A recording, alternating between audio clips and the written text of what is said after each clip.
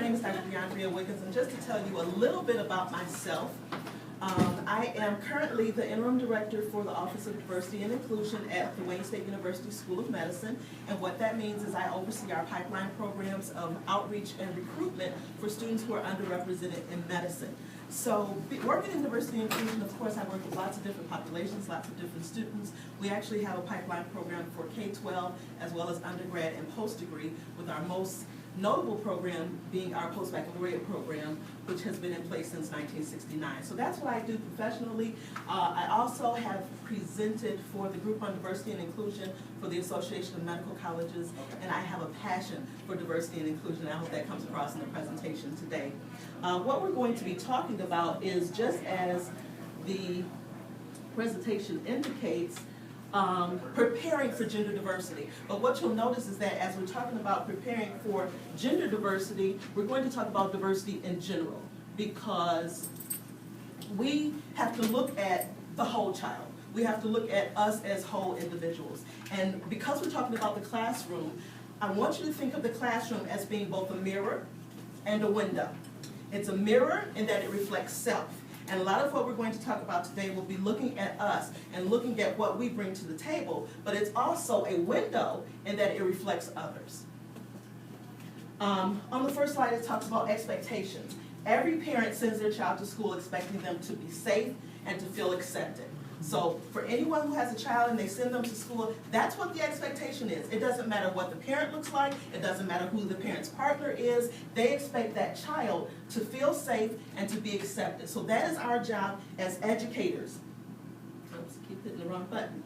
So we are all stakeholders in diversity, and diversity takes more than just good intentions. It requires a willingness to look at ourselves. And the first part of this model that we're going to look at is a model that a colleague and I came up with. It's called 25 Types of Diversity. The official title is the Wiggins Weertz Inclusive Diversity Model. And it really looks at 25 different types of diversity that we'll get to momentarily, and it looks at both the invisible and the visible characteristics of diversity. And if you think of an iceberg, the tip of the iceberg is what you see above the water. And the tip of the iceberg indicates that something is there. But it's the visual reminder that lets you know that something's there, but it's so much more that is not seen. And that's who we are as individuals. You can look at me and tell I'm an African American female. That's pretty obvious. Those are part of the primary characteristics of diversity, or the visible signs. But there's so much more that you don't see that is secondary or invisible, and that's really what the that's really what the inclusive diversity model looks at. So what is diversity? What is inclusion?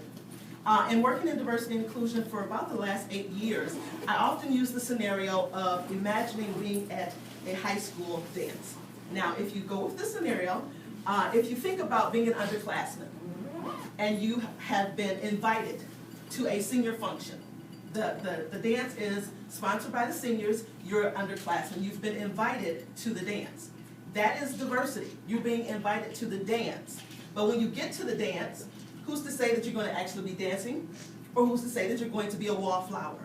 That's where inclusion comes in. Inclusion is actually being invited onto the dance floor. So diversity is being invited to the dance. You're there, but you're not necessarily a part of the action. You're not necessarily a part of what is going on.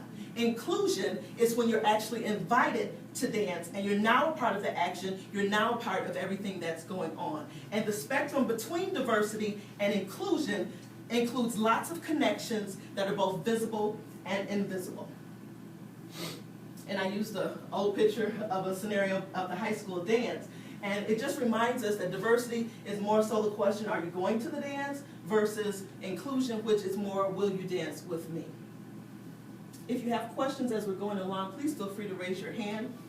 So the 25 types of diversity, the model that I told you about, their primary characteristics, which pretty much are these first ones: race, color, gender, age, ethnicity, ancestry, and national origin. We're pretty familiar with all of those primary types of characteristics, so I won't go into those in a lot of detail. But in this next section, I'm going to need you to raise your hands. I'm going to need you to participate, because we're going to find out some things about each other today as we look at diversity. And again, the classroom is both a mirror and a window. So as we begin to discuss ourselves, as we begin to look at ourselves and what we bring to the table, and maybe things that we didn't think were a part of diversity, that's what's going to help us to understand how we can then incorporate acceptance, safety, and trust in our classrooms. So, some of the secondary characteristics, and there are 25, so forgive me if I don't have them all memorized, I'll use my little cheat sheet. Cultural diversity, what does that include? Cultural diversity is really the culture or subculture that you most closely identify with. There are cultures that people can label you as. People might say, okay, she is probably inner city, whatever. But what is it that you identify with? So that really is what cultural diversity is, the culture or subculture that you most closely identify with. So, for example, and this is, a far out example, but we'll go with it. Do you grow your own vegetables in a garden, or do you purchase your produce from a grocery store? Not many people think about that as being cultural diversity, but it is. Because what is it that you identify with? Are you part of the people who have their own gardens and grow their own vegetables? Because if you do, you think very differently about things than those who go to Kroger or go to Randazzo's or any of the grocery markets to buy your produce and your fruit. Citizenship. Citizenship is, of course, the country where you currently reside and recognized as your home country. Again, the primary characteristics, those are pretty much the ones that we, know and can't change. I can't change the fact that I'm an African American. It's a part of who I am, but the secondary characteristics, they may or may not be able to be changed. So your citizenship, you could be a citizen of the United States this week. And if you decide 5 years from now that you want to move to Canada, then you'll be a citizen of Canada. Geographic diversity. Some of us were born and raised in Michigan. Some of us may have come from the West Coast. Some of us may have come from the East Coast. So within our country, we have lots of different geographic diversity. Most often, and we'll get to that next, most often you can tell where someone comes from based on how they say various words. And that goes into a part of our linguistic diversity. One of the telling signs when you open your mouth, you can tell typically if someone's from New York or if someone is from down south because they have a different accent. But that is only one portion of what linguistic diversity is. Linguistic diversity not only includes all the languages spoken. And what are some of the other languages that you know in here, if anyone has a different language other than English? Anyone? Arabic. Anyone else speak any other languages? Spanish. French. Okay, so Spanish, French, Arabic. We speak other languages. That's great. Those are other verbal languages. But linguistic diversity also includes our people who are hard of hearing or hearing impaired. So sign language is a part of our linguistic diversity. Does anyone know sign language? Okay, sign language is a part of our linguistic diversity, and that needs to be included. So linguistic diversity includes all languages spoken, but it also includes sign language. It includes limited English proficiency. And particularly if we work in education, we need to know that because some people understand just basic English, but it's limited. Okay, so limited English proficiency is also a part of linguistic diversity. And then English as a second language. That is a part of linguistic diversity. That's very much a part of the experience of the people who live in this country and who will be in our schools and our school systems. Sexual orientation, we're very familiar with. Gender identity, we're very familiar with. Religious diversity. It includes not only your mainstream religions and other practices, but it also includes those that no one really talks about. Wicca, Voodoo, and other practices. It also includes whether you worship at a temple, a synagogue, a mosque, or wherever you choose to have worship if you are a part of that community. Economic diversity. Anyone in here got a Pell Grant when they were in school? Okay. That's a part of economic diversity because now they have a socioeconomic status indicator that shows, okay, if you qualify for a Pell Grant, then typically you fall into this range on the socioeconomic scale. So social or economic diversity is what we're familiar with if we think about financial aid. Also, questions can come up, especially if you work with younger children. You never know what they may say. You never know what might come out of their mouths. But I'll give you a couple examples of questions. Raise your hand if you know what a bridge card is. Okay, put your hands down. Raise your hand if you know what EBT means. Okay, put your hands down. Depending upon where you work, what your experiences are, whether you know what those things are. Certain people of certain economic levels may or may not know what a bridge card is, may or may not know what EBT means. Did you qualify for free or reduced lunch as a child? That definitely puts you in a different socioeconomic category, but it also allows you to have a certain level of sensitivity to those who receive free or reduced lunch. There should not be a stigma associated with that because, again, the kids don't choose the families that they're born into. They don't choose the parents who take care of them, whether it is a birth child, an adopted child, a foster child. They don't determine those things, but they're placed in those situations, and we need to make sure, again, that they feel accepted, that they feel safe, and that it's an area where trust is created. We're moving on because, again, there are 25 total characteristics of diversity. The next set of secondary characteristics, your physical characteristics.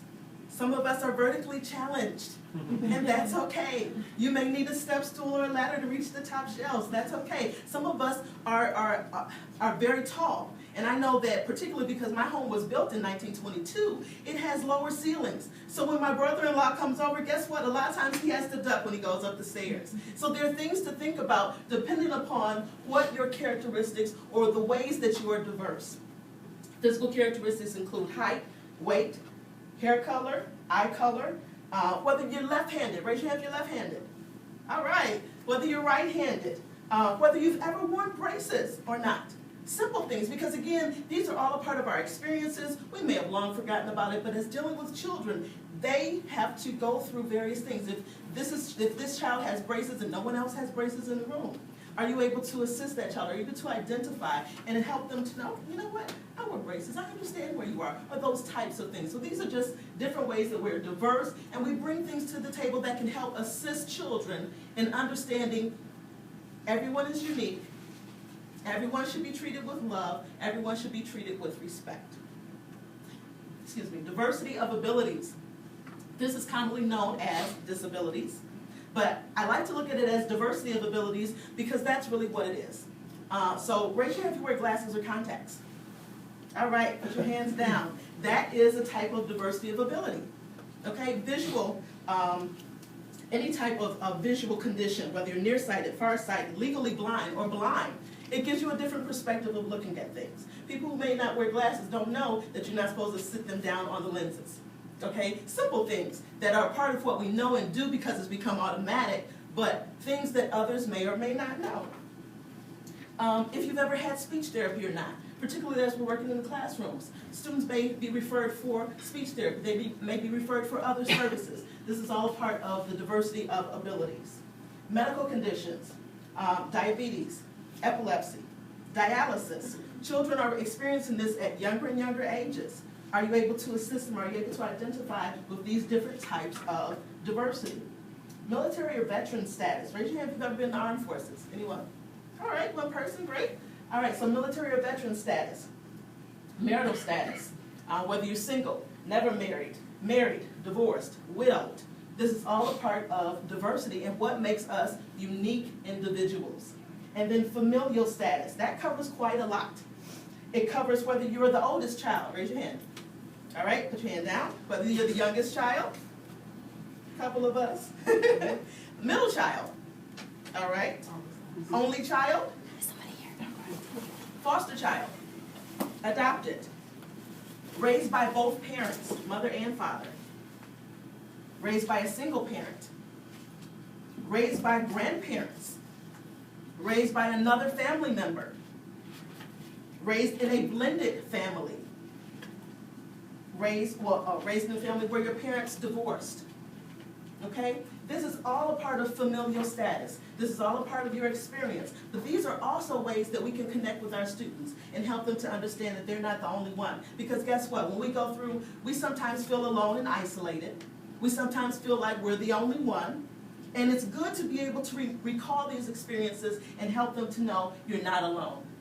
You're not alone in what you're going through. I can assist you. I can point you in the right direction. I can be a resource. And every child needs at least one caring individual in their life. Sometimes that does not happen at home. Sometimes it happens in the classroom. Raise your hand if you had a favorite teacher. I can tell you exactly who my favorite teacher was growing up because they left a special mark in my life. And that's what we can do as educators. We can leave a special mark in a child's life because they need at least one caring individual in their life. particularly if you're dealing with gender diversity. You need someone that you can go to and talk to. You need someone who you can trust. You need someone that you can just share things with when things are not looking all bright and sunny. Moving right along, we continue with our last 4 points of the 25 types of diversity: educational and informational diversity. I'll start with informational diversity. A lot of the students that we will encounter in our classrooms are digital natives. Raise your hand if you know what that means. A few people, okay. Digital natives are those who have been born since this technology boom. That's about the easiest way I can explain it to you. I can also let you know that, and I believe I didn't bring the actual statistics with me, I believe that 70% of 4-year-olds have used the internet. So that gives you an idea of what it means to be a digital native. 4-year-olds. Think about what you were doing at 4. You know, I was probably playing with blocks or dials or something, definitely not a computer. But digital natives, they come in with experience. We have 4-year-olds playing on iPads. They're very incorporated into technology. Now, most of us, and I won't make any assumptions, most of us are digital immigrants. What does that mean? That means we grew up in a time where we did not have access to the internet. We grew up in a time where we did not have access to computers and technology. It may have come along as we got a little bit older, but was it available during your formative years? And that really determines whether you're a digital immigrant or a digital native. And that's a part of informational diversity, how you receive information. A lot of us, and again, I won't make any assumptions, a lot of us are familiar with the Dewey Decimal System. Yeah. If you say that in school now, most kids will look at you like, who is that? They don't know about the Dewey Decimal System. They have information available at their fingertips. So informational diversity. Now, educational diversity, I need your participation again. Raise your hand if you attended homeschool. Anyone attended a public school? All right. What about a private school? Parochial school? Charter school? All right. So these are just different examples of educational diversity. We have very different experiences. Some of us, as we see, went to public school, private school, charter school, parochial school. It changes. But it also changes how you look at things. That's a part of what makes you diverse. That's a part of what makes you unique. All right. Moving right along. Communal diversity. Raise your hand if you were raised in the urban area. Raise your hand if you were raised in the suburban area. Raise your hand if you were raised in the rural area. Okay? These are examples of communal diversity. Where do you live? Or simple things, and I didn't think about this until a few months ago, were there sidewalks where you lived? Sometimes if you lived in a rural or suburban area, there are no sidewalks in front of your house. You don't have to worry about getting up and shoveling 6 inches of snow on your sidewalk. But these are all types of communal diversity. And then experiential diversity. Raise your hand if you're vegetarian. Couple people. That's a part of your experience.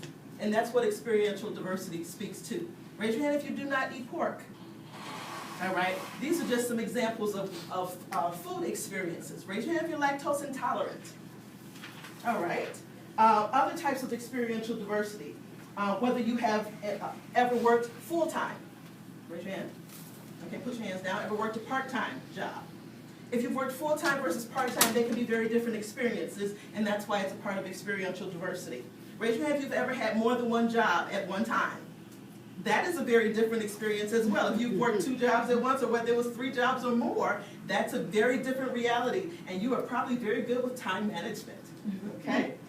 Other things that are part of experiential diversity, whether you are whether you work in academics, whether you are a homemaker, again, very different parts of your experience. Whether you've ever been homeless, you look at the world very differently if you've ever been homeless.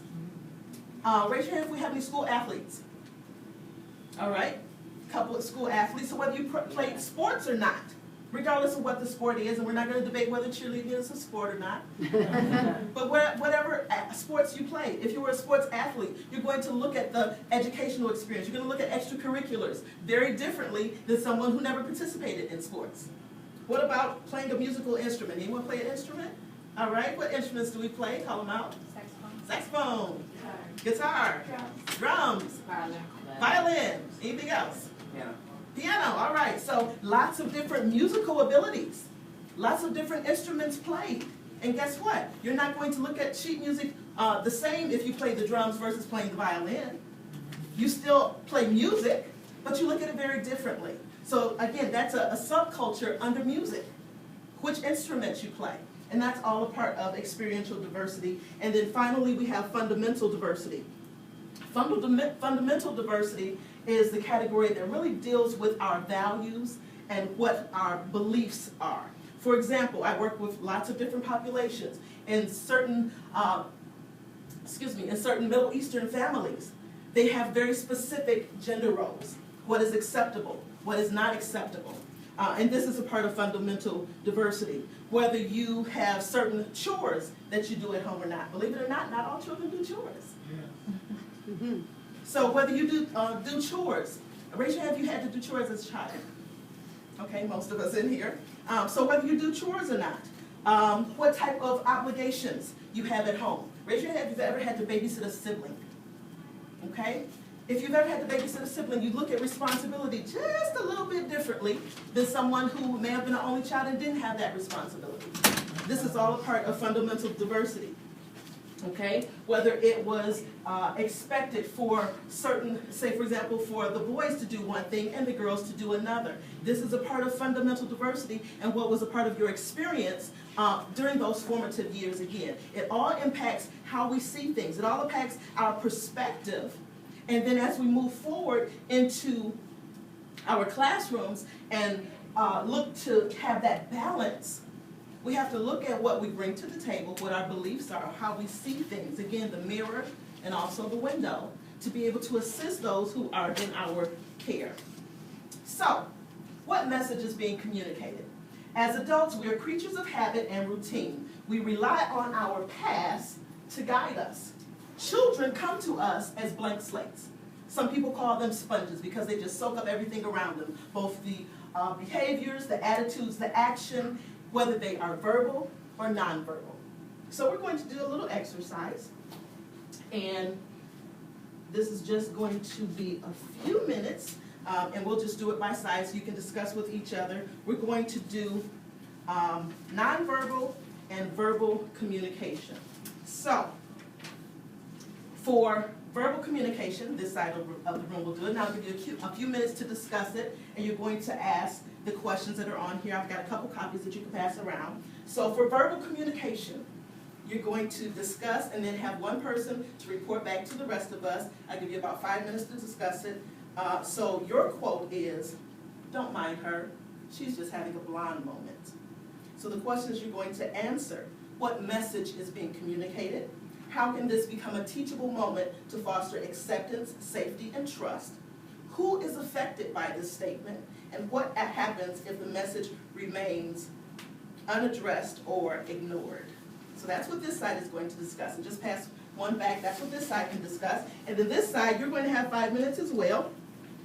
And your cue is nonverbal. And it's a little bit different. And yours is, one of the classrooms at the elementary school has pink flower name tags on the lockers for girls and blue choo-choo trains for boys. Oh, boy. What message is being communicated?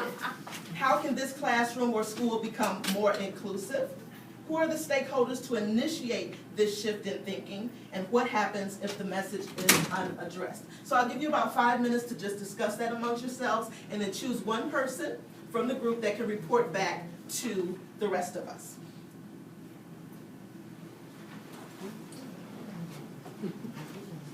I'm just recording this. Oh, okay. But if you need me, I'm tweeting for you. That was my assignment. Come in and tweet. I have a picture of yours. I want to hers. So far, so good. Oh, it's gender. What message is being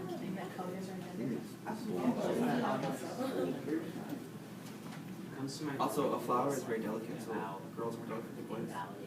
And it stays still where And progressive. Thought is like. So number 2 is how can classrooms or school become more inclusive?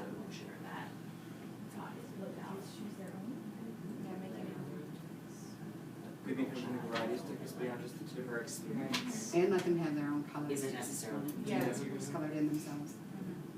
It's a stereotype. It's also sending a message that Who are the stakeholders to initiate this shift in thinking? is Teachers. you're inferior to a man. Parents do. Even students So it themselves, specifically says the ones that she. So that have kind the of initiative to suggests. stand up and ability to Because I never hear about he's an idiot because. What happens if the message is unaddressed? Do you? I've I'm on my never- birthday. They go on thinking that there's a binary. They go on thinking that I'm a girlish. Second question is, how can this become a Or if teachable you're a boy, you don't moment like- can't like that pink for frock. separation and trust? And it creates isolation for students who. I think sometimes you just have to address it and say, I'm uncomfortable with you saying that because I don't see that it's true. And even if you do think it's If they're true, questioning their gender too. what about me tells you that that's okay to say that? Allows me to feel that they're not allowed to question it. I mean, then you define what that means to them. Manipulating their, like, put yourself in their shoes. And I think it was, I have situations where I have people gender of expectations different that we races have already. will come to me and say the N-word. I mean, it's already started. They've never heard me say it. They've never heard me play music that says that. What about me makes you think that's okay? What is it about me that made you think that saying she's having a blonde hair was good? I don't say things like that. So it just, that's not on the page, but I'm just talking. Who is affected by this statement? Who wants to talk? Going back to what was said, not only what does it say about me that it's acceptable, what makes you think I even know it's something. You know, so using it as that teacher, what do you say? Yeah, absolutely. Tell me twice. You're supposed to be like, no, I think even if it doesn't affect everyone, it definitely influences everyone because it sends a message. We should discuss this further. Talk to me. A minute and a half. I'm gonna call out the, famous Dr. King, Justice Anywhere, Justice Everywhere. Turn it anywhere, everywhere, to anyone and everyone. It's kind of like, you have this thought, and you're trickling down to the next person, and then your generation. People just believe. Because that leads into what happens if the that, message is I don't ignored want. or addressed. And Sometimes so I don't either- feel powerful to say, that that's not cool. Right. And that person may continue. Yeah, this is what you're supposed to. I may never tell that person. Well, that So and, then when they go and if think state something else, institutes, the there's two alternative is people only the that- flower. at least two So people that that can, are offended. it's willing to. Well, who's going to get Maybe I addressed don't so that say maybe what- they can prevent that. They want to play great on Maybe I there. don't want either, maybe I'm having existential crisis.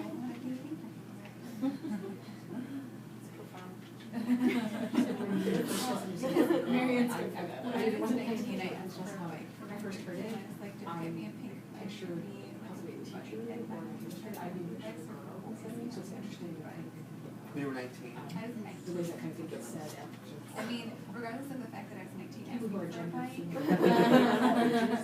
it's changing it, like it hits a conflict. The whole big, yeah. What was the first thing that you said? The first question? What message?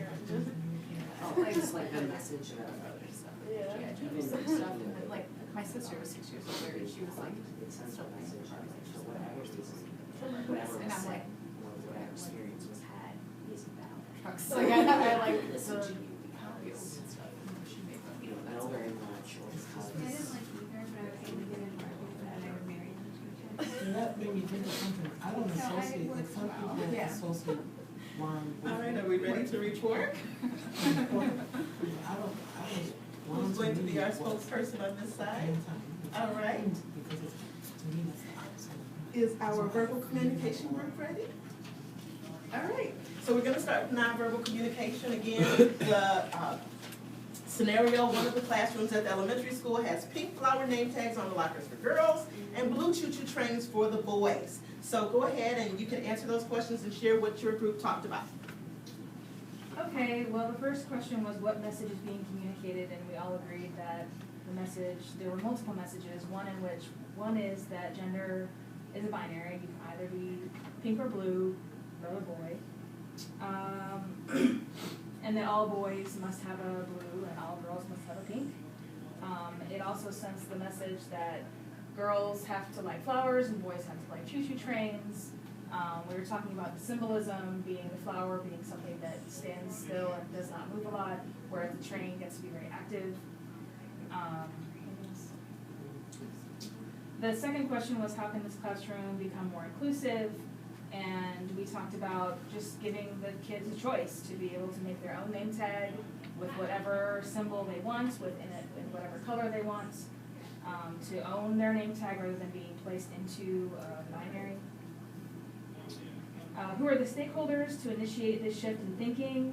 I think we initially said teachers should be the primary stakeholder in making it happen, but we also talked about administrators, parents, and students, I think perhaps, but I think if a student individually were to try and do that, they would face more bullying than inclusion, especially in elementary school, in my opinion. And then what happens if the message is unaddressed? I think we all agree that it just perpetuates this idea of gender binary, that there are essential differences between girls and boys, and kind of pushing them into the societal gender norms. Very good. All right, so our other group, our verbal communication group, the quote was, "Don't mind her, she's just having a blonde moment." So let's hear from your group. Okay, I don't mind. So we talked, the first question on messages being communicated, we talked about, well, I kind of felt like the quote was very validating, and even if you take away the blonde moment sentiment, it can be replaced by really anything. It's just an excuse to not listen, to invalidate someone's experience.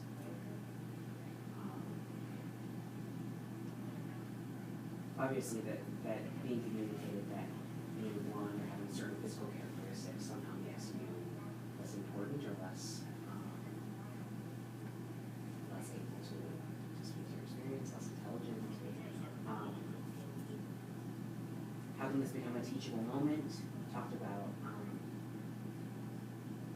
just interrupting and saying like, it's not okay, or to make sure to validate that person's experience. Somebody said to even just asking what that person needs can be really powerful, and having them explain where that sentiment comes from really a lot of times just takes that away. You have to explain, something that relies on stereotypes.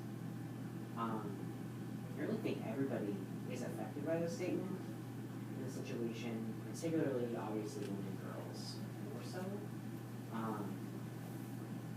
I think that like, little things like this people internalize though, so everybody cares the future people that those people interact with. If it remains unaddressed, obviously, future impacts people will internalize that. Whoever is being addressed in this situation feels invalidated, speak out next time. People may go on to not listen to others. All right, very good. Give both groups a hand of applause. The message here is everything communicates. So whether it is verbal, something that someone is saying aloud, or whether it is something nonverbal. And these are two examples of things that have happened in the past and that probably are still going on. So as ambassadors for diversity, not just for gender diversity, but for diversity as a whole, for looking at people as the caring, loving individuals that they are, the unique individuals that they are, and everything that they bring to the table. We have to remember everything communicates, both verbal and nonverbal. It says, as educators, we're in the business of inspiring children. And you brought on a couple very good points. You don't want to invalidate anyone, all right? You want to empower them. You want to inspire them. And that is our job as educators. So, of course, you've probably heard the quote, children do not care how much you, children do not care how much you know until they know how much you care. And whether it's your first time in the classroom or you've been returning many years, there has to be some sense of compassion from that teacher. The children connect with you and develop that relationship. And again, they need at least one caring individual in their life. You never know if that individual is going to be you. So we're going to do another exercise. And this time, I often use this exercise, but it's very appropriate with Valentine's Day being next week, because we're going to talk about atmosphere. So raise your hand if you've ever, you don't have to currently, but if you've ever been in a romantic relationship. Good. All right, so my question to you is, what are some ways that you set the mood for a special evening?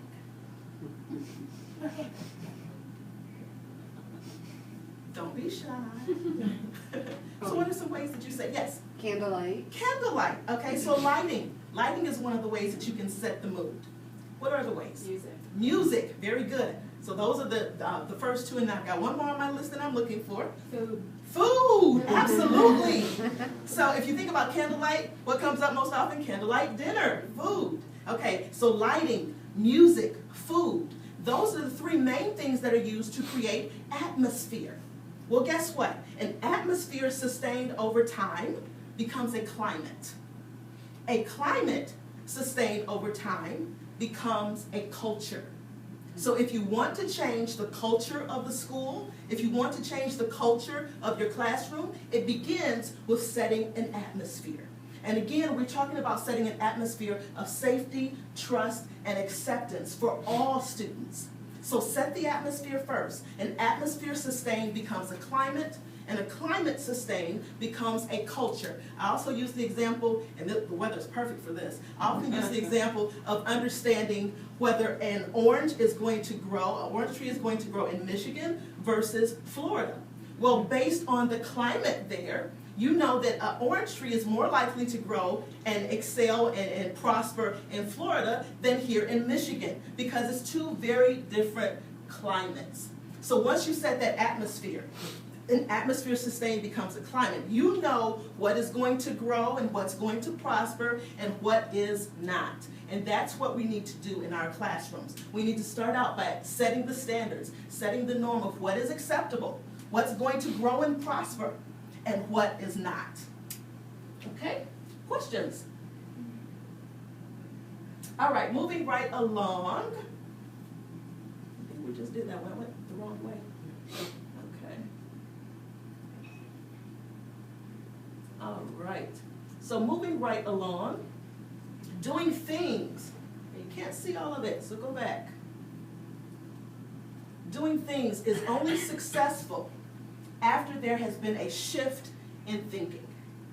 So the things, the events, the activities that we want to do, they really can only be successful after there's been a shift in the way that we think. So, next activity, I want you to think of and share with me ways. First of all, the ear is for auditory learners, the hands are for kinesthetic learners, and then the glasses are for visual learners, because we have all different types of learners in our classroom.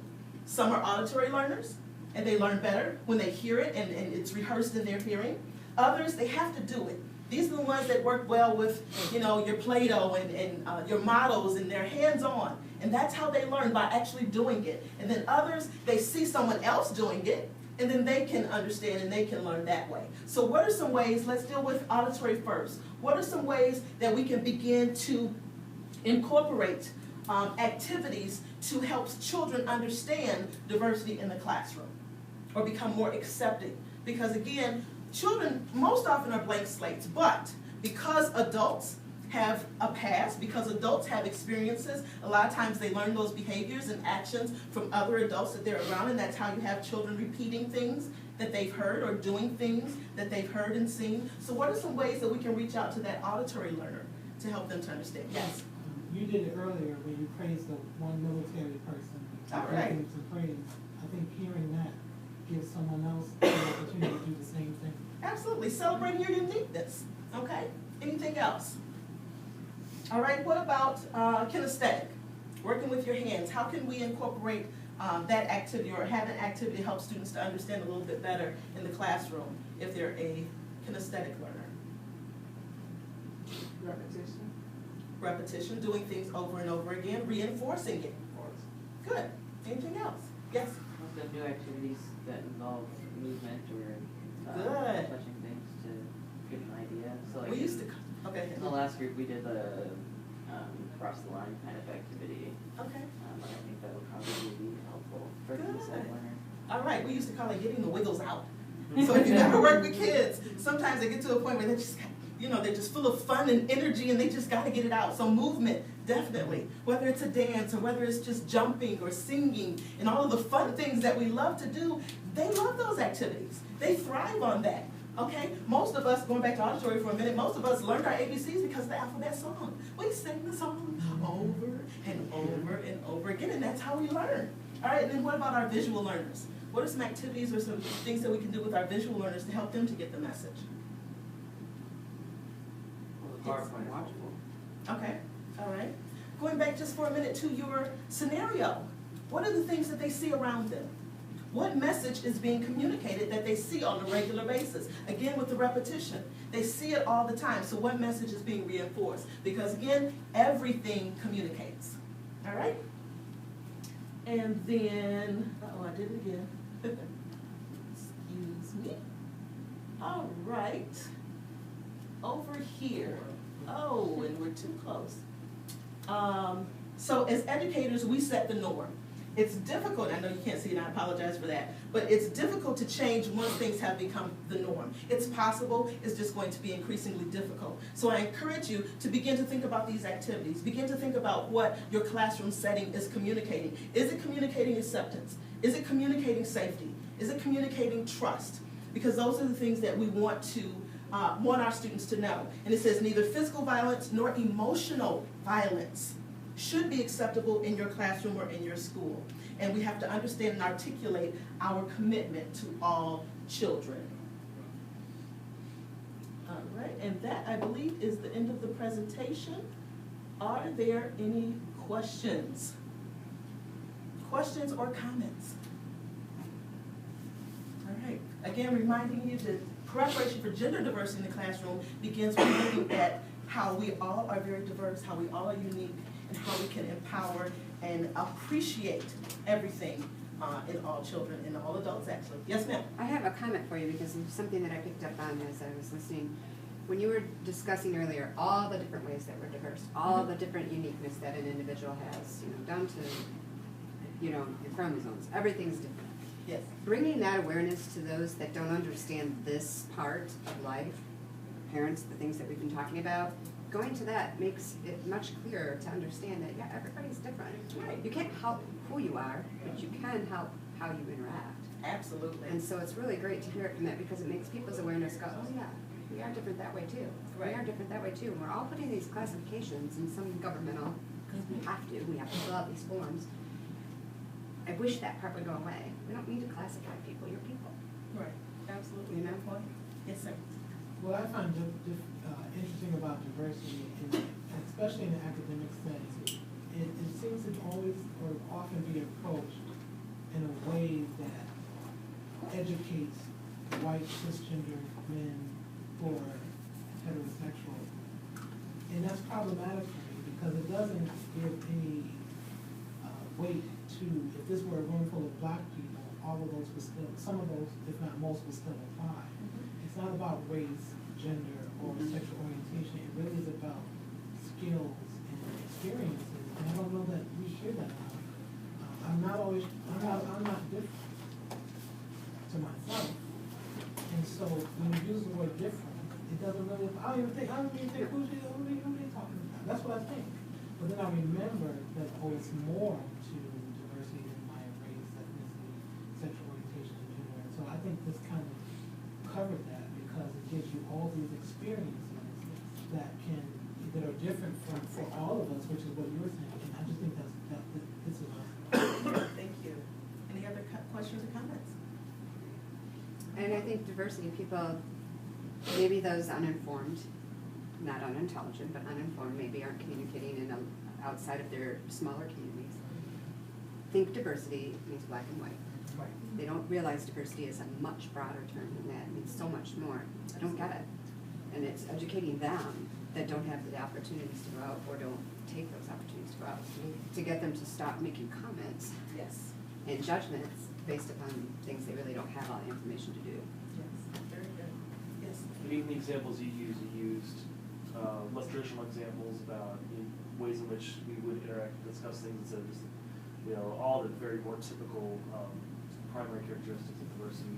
The blonde moment, like language that we don't always think about as putting somebody into a different place and making somebody feel comfortable. So just those decisions on our own, it's important to have the conversations about the primary characteristics, but also as reminders. Very good. Thank you for sharing. Anyone else?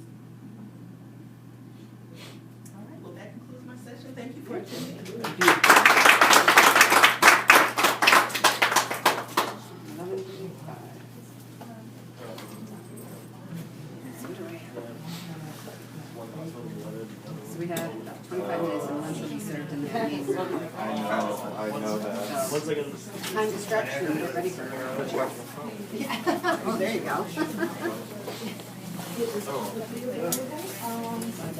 Actually, what I can do. Oh, this is mine. But it is perfect. You know, and you didn't your stuff, and that's what perplexed me. You know that Diet Coke. I understand it, like, what you mean, I do understand it, but you're Well, then there's another bag of some over here, so. Yes.